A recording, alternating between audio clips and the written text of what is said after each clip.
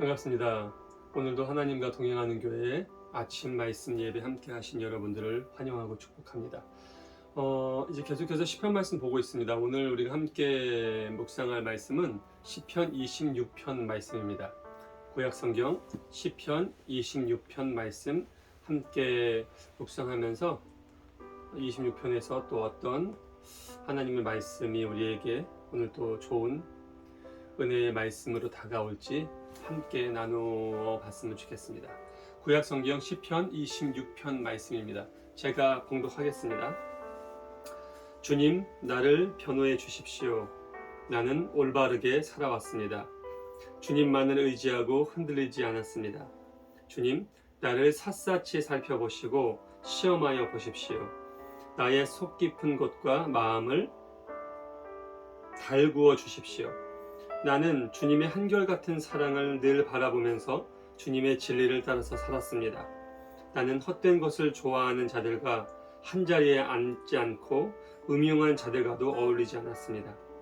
나는 악인들의 모임에서 그들과 어울리기를 싫어하고 한 자리에도 있지도 않았습니다. 주님, 내가 손을 씻어 내 무지함을 드러내며 주님의 제단을 두루 돌리면서 감사의 노래를 소리 높여 부르며 주님께서 나에게 해주신 놀라운 일들을 모두 다 전하겠습니다. 주님, 주님께서 계시는 집을 내가 사랑합니다. 주님의 영광이 머무르는 그곳을 내가 사랑합니다. 나의 이 목숨을 죄인의 목숨과 함께 거두지 말아 주십시오. 나의 이 생명을 살인죄들의 생명과 함께 거두지 말아 주십시오. 그들의 왼손은 음란한 우상을 들고 있고 그들의 오른손은 뇌물로 가득 차 있습니다. 그러나 나는 깨끗하게 살려고 하오니 이 몸을 구하여 주시고 은혜를 베풀어 주십시오. 주님, 내가 선 자리가 든든하오니 예배하는 모임에서 주님을 찬양하렵니다. 아멘. 네, 오늘의 이 시편 26편 말씀이 조금은 낯서실 거예요. 그렇게 많은 설교나 목회자들의 말씀 속에 자주 등장하는 말씀은 아니거든요. 근데 제가 이번 시편 말씀 준비하면서 이 26편의 말씀을 여러분들과 꼭 나누고 싶었던 이유는 물론 이제 다윗 임금의 여러 많은 시들 중에 한 시이기도 하지만 오늘 말씀 초반에 등장하는 세 개의 히브리 원 단어를 여러분들과 꼭 함께 확인하고 싶었어요. 여러분 혹시 가지고 계신 성경, 저는 이제 새번역 성경을 보고 있는데 새번역 성경의 그 오늘 말씀의 처음 1절 전에 작은 제목을 보면 뭐라고 나와 있냐면요, 정직한 사람의 기도라고 표현되어 있습니다. 제가 새번역을 읽거나 또는 개역개정을 읽거나 또는 우리말 성경을 이렇게 함께 보고 있는데 말씀을 보다 보면 그 위에 작은 챕터의 제목들을 확인하실 수가 있으시잖아요. 그 제목을 먼저 저는 이렇게 살펴보거든요. 그래서 오늘 같은 경우도 시편 26편이 정직한 사람의 기도구나. 그러면 과연 정직한 사람의 기도는 어떤 내용일까라는 마음에 묵상을 하고 글을 읽어 내려갔어요. 저도 사실 오늘 시편 26편 읽으면서 아마 이제 성경 묵상을 하고 말씀 묵상을 하면서 읽어 내려갔겠죠. 한두 번은 아니었을 거예요. 근데 참 낯설더라고요, 말씀이. 이런 말씀이 있었구나. 다윗 임금의 시들 중에 이런 이야기가 있었구나라는 생각이 들면서 또 이 이야기의 제목이 방금 전에도 여러분들과 함께 얘기 나눴던 것처럼 정직한 사람의 기도이며 과연 정직한 사람의 기도는 어떤 것이 필요할까라는 생각인 거죠. 오늘 우리가 1절 말씀을 보면 새번역에서는 올바르다라는 단어가 있습니다. 제가 다시 한번 그 부분을 확인해 드리면 1절 말씀이 이렇게 시작돼요. 여러분, 주님, 나를 변호해 주십시오. 나는 올바르게 살았습니다. 그러니까 다윗 임금이 자신의 어떤 힘들고 어려운 상황 또는 고난의 상황일 수도 있고요. 또는 주변에 다른 많은 그 이방 민족들이나 우상을 섬기는 민족들로 인해서 해코지를 당하는 상황일 수도 있고요. 많은 어려운 상황 속에서 또는 본인을 대변하거나 변호해 줄 수 있는, 본인의 편을 들 수 있는 사람조차 너무나 없는 상황인 거예요. 그러자 다윗은 포기하거나 또 어디 가서 뭐 구걸하거나 또는 어디 가서 뭐 이렇게 뭐랄까 애걸하거나 하는 것이 아니라 오직 한 분 하나님께 지금 외치고 있는 거거든요. 주님, 나를 변호해 달라고, 저를 좀 대변해 달라고. 그러면서 그 다음 나와 있는 단어가 바로 올바르게. 주님이 아시지 않느냐? 나는 올바르게 살았습니다. 여기서 사용된 올바르게라는 히브리의 단어가 톰이라는 단어예요. 이 톰이라는 단어의 뜻이 뭐냐면 야훼의 언약, 그러니까 여호와 하나님의 언약을 충실하게 지키며 살아가는 의인의 순결하고 성실한 태도나 행동을 의미하는 단어라는 거죠. 그러니까 참 단어는 참 짧아요. 톰이라는 한 단어인데 이 단어가 가지고 있는 그 내적 의미가 이렇게 깊다라는 거예요. 하나님이 정하신 그 언약을 충실하게 실천하며 살아가는 의인의 순결한 태도나 행동. 한마디로 다윗 임금은 당당하게 또는 담대하게 하나님께 지금 제가 처한 상황 속에서 힘들고 어려운 상황 속에서 주님, 저는 다른 그 누구가 나를 위해서 대변하거나 나의 어떠한 무고함을 이야기하거나 필요 없다. 주님만이 나를 대변해 주십시오. 주님만이 나를 변호해 주십시오. 이렇게 외치면서 저는 올바르게 살았습니다. 주님도 아시다시피 제가 하나님의 언약을 어긴 일이 없고 하나님의 언약을 성실히 충실히 의인이라는 어떤 호칭을 본인 스스로가 본인에게 사용하진 않았겠지만 이 단어가 가지고 있는 것처럼 그렇게 순결한 태도와 행동으로 살았습니다 라고 고백하고 있는 장면이거든요. 아, 그래, 정직한 사람의 기도라는 건 바로 이런 거구나.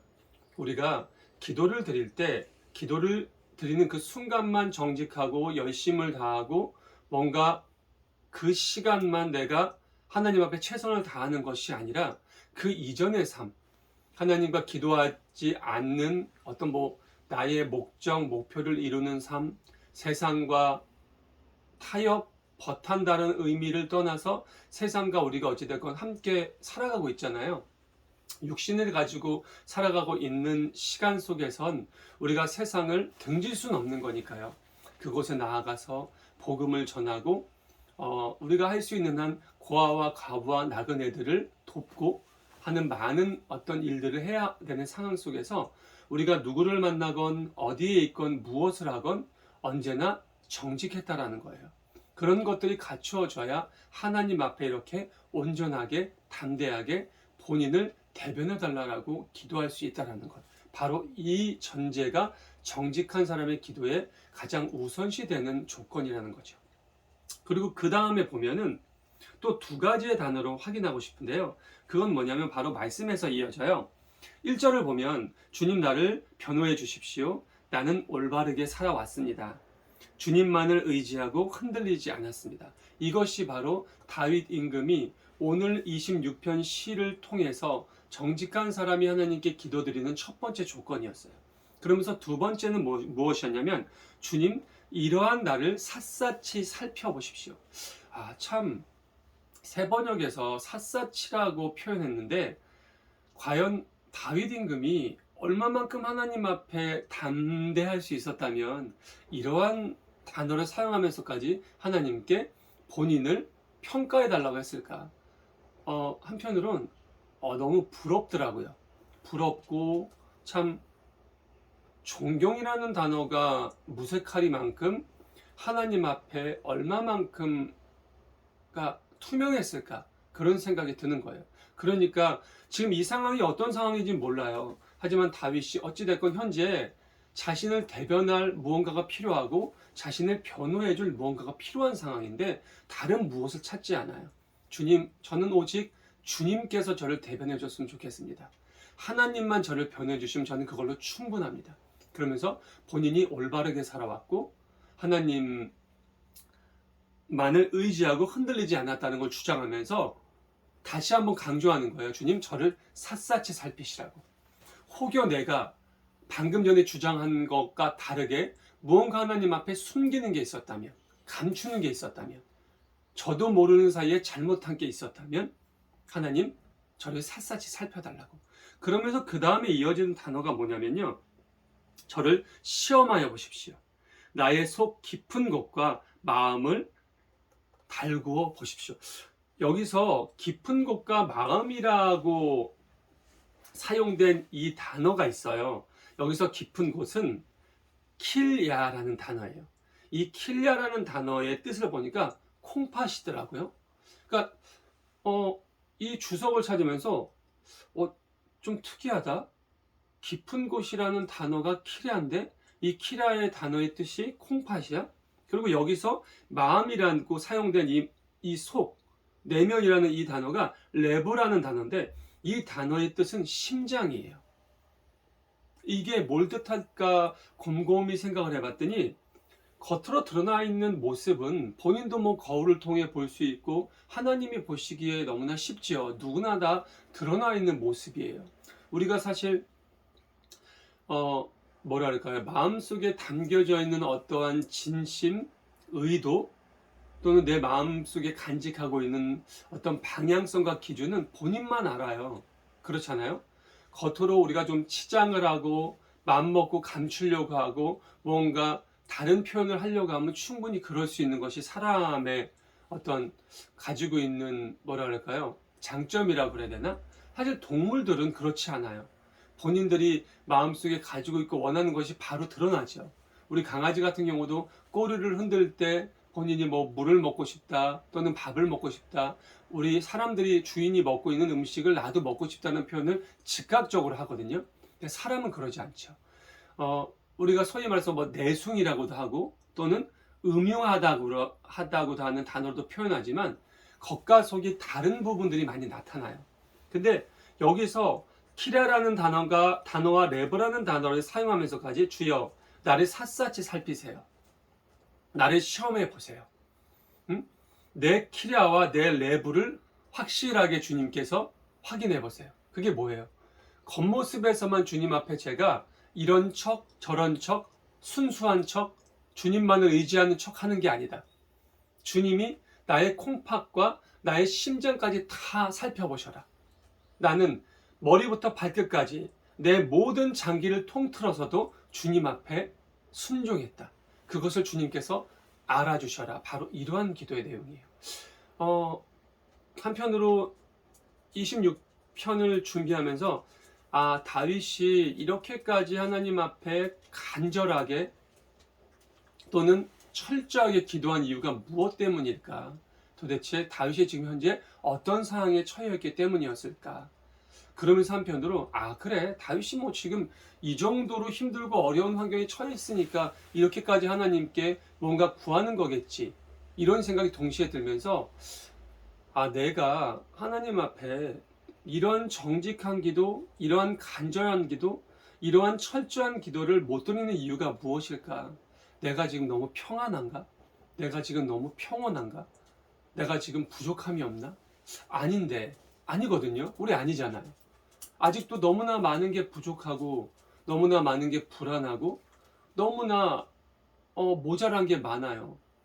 이제 하나님과 동행하는 교회라는 이름으로 1년이 지났어요. 저희가 작년 6월부터 시작했으니까 1년이 지났는데 뭐 성도들과의 관계 또는 저의 어떤 목회적인 비전, 말씀을 선포하는 여러 가지 하나님과의 어떤 영적인 부족함, 모자람이 여전히 아니라 더더욱 매주가 지나면서 느끼거든요. 근데 그것을 해결할 수 있는 방법이 무엇인지도 알아요. 근데 참 그게 실천이 잘 안 된다라기보단 뭐랄까요, 깊이 있게 못 들어가고 있는 저 자신을 바라보면서 내가 다윗처럼 이런 기도를 못했구나라는 그러한 자책감을 하게 됐어요. 어제 26편 준비하면서 하나님께 이 기도방에서 시간을 정해놓고 기도를 드리고 신앙 서적들을 보고 하나님의 말씀을 준비는 하고 있지만 그것이 1년밖에 지나지 않는 정말 짧은 목회 생활 동안 내가 좀 뭐랄까 벌써 습관이 돼버렸나, 그러니까 의무적인 습관이 돼버렸나, 하나님 앞에 처음에 분명히 기도를 드리면서 하나님과 동행하는 교회라는 이름을 받고 처음 그 비전을 정하고 하나님께 내 목숨이 다하는 그날까지 정말 열심히 최선을 다해 하나님의 일꾼으로 살아가야겠다라고 다짐했지만 과연 1년밖에 지나지 않은 지금 이 시점에서 내가 과연 오늘 26편에서 정직한 사람의 기도를 고백한 다윗 임금의 이 한 단어 정말 내 뼛속을 진짜 파고든 이 단어들, 그쵸? 하나님의 언약을 충실하게 지키며 살아오는 그런 태도, 그리고 주님, 저의 겉모습만이 아니라 나의 모든 장기, 내 심장, 내 콩팥, 내 폐, 정말 내 간, 모든 것을 다 샅샅이 살펴보십시오. 주님, 나는 주님께 모든 것을 순종하며 충성했다. 근데 왜 저에게 뜨거운 말씀을 안 주십니까? 왜 영성을 안 주십니까? 이제 주실 때 되지 않았습니까? 이런 기도를 해야 된다는 거죠. 근데 그런 기도를 하기 이전에 내가 올바르게 살아야 된다는 거죠. 근데 제가 지난 1년을 돌아봤을 때도 감히 제가 다윗 임금이 오늘 이 시를 통해서 하나님께 드려지는 그 올바른 삶은 아니었던 것 같아요. 아니었어요. 그래서 저도 이번 이 시편을 준비하면서 올바르다라는 뜻이 무엇인지를 알게 된 거예요. 그저 제가 올바르다라는 건 시간을 좀 잘 지키고 내가 정해놓은 시간 속에서 하나님과 관계하고 또 세상에 나가서 주님이 나에게 주신 어떤 다른 여러 가지 일들을 또 열심히 최선을 다해 살고 그동안 제가 살아왔던 모습들에서 탈피하고 잘못된 습관들을 버리고 그런 것들이 올바르다라고 생각했는데 그게 참된 올바름이 무엇인지를 오늘 다윗 임금의 이 시를 통해서 저도 알게 된 거죠. 사랑하는 성도 여러분, 제가 오늘 여러분들에게 하나님의 자녀로서 올바르게 살아간다는 게 무엇인지를 함께 나누고 싶었어요. 다시 한번 읽어드릴게요. 야훼 하나님의 언약을 충실하게 지키며 살아가는 의인의 순결한 태도와 행동, 이게 바로 올바른 거라는 거예요. 그게 어디서 나타나? 교회 내에서? 아니에요. 하나님을 믿는 사람과의 관계에서만 아니라는 거예요, 여러분. 오히려 하나님을 믿지 않는 사람, 내가 세상과 맞닥뜨렸을 때, 세상에 나아갔을 때,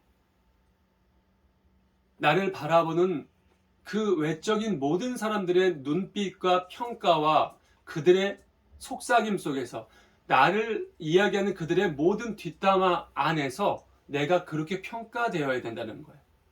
예전에 돌아가신 저희 아버지께서 무슨 말씀하셨냐면 우리 크리스찬들이 무슨 얘기를 들어야 되냐, 60년 50년 그 시대 때 처음에 막 이제 이 기독교 붐이 막 이럴 때 주변 사람들이 하나님 믿는 사람한테 이렇게 얘기했대. 아유, 저 예수쟁이. 그때 저희 아버지가 그러세요. 우리가 그런 소리를 들어야 된다는 거예요. 아우, 저 지겨운 예수쟁이. 저 지독한 예수쟁이. 바로 오늘 말씀 속에서 다윗이 그 지독한 예수쟁이에요. 물론 이때 예수님이 태어나시기 전이니까 정말 지독한 크리스찬인 거예요. 얼마나 자기가 하나님 앞에 당당했다면 이런 기도를 할 수 있을까? 정말 멋있는 인물인 것 같아요. 키리야, 나의 콩팥도, 레부, 나의 심장도 하나님 다 샅샅이 살피셔라. 나는 하나님 앞에 언제나 올바르게 살았다. 하나님만을 의지했고 흔들리지 않았다. 여러분, 저도 하나님을 의지해요. 근데 흔들려요. 되게 많이 흔들려요. 근데 하나님만을 의지하진 않는 것 같아요.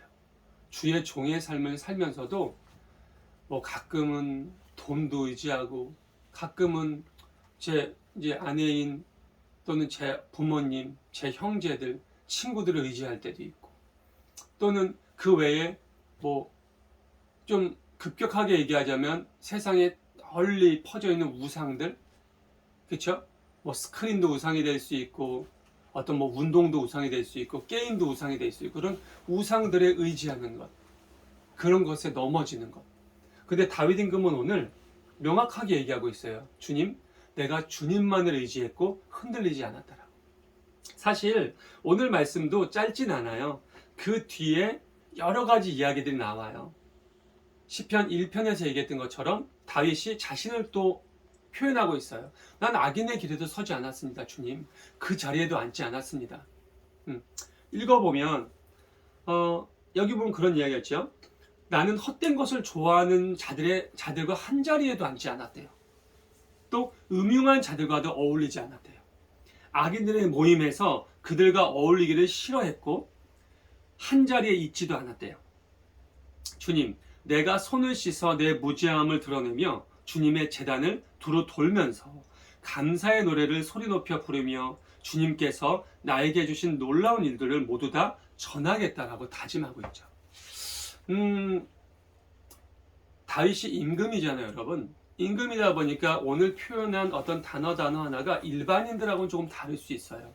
그리고 다윗이 표현한 악한 것의 기준이 오늘 말씀 10절에 나오는데, 그들은 누구는 악인들은 저처럼 하나님을 의지하고 하나님의 말씀을 순종하며 올바르고 정직한 기도를 드리는 사람 말고, 하나님을 믿는다고 하지만 올바르게 살아가지 못한 사람, 때에 따라 기회주의적으로 사는 사람, 때에 따라 하나님의 뜻을 멸시하고 이득을 취하는 사람은 어떤 사람? 그들은 왼손에는 음란한 우상을 들고 있고 그들의 오른손은 뇌물로 가득 차 있대요.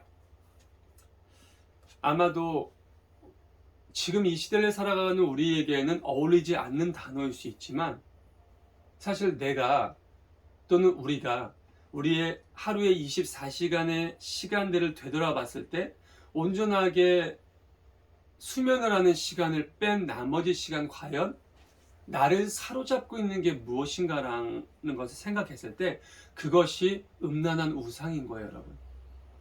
내가 혹여 여전히 돈이나 명예나 어떤 권력을 쫓고 있는 삶에 치이며 살아가고 있다 그러면 내가 여전히 뇌물로 가득 참을 내 두 손에 간직하고 있다는 거죠.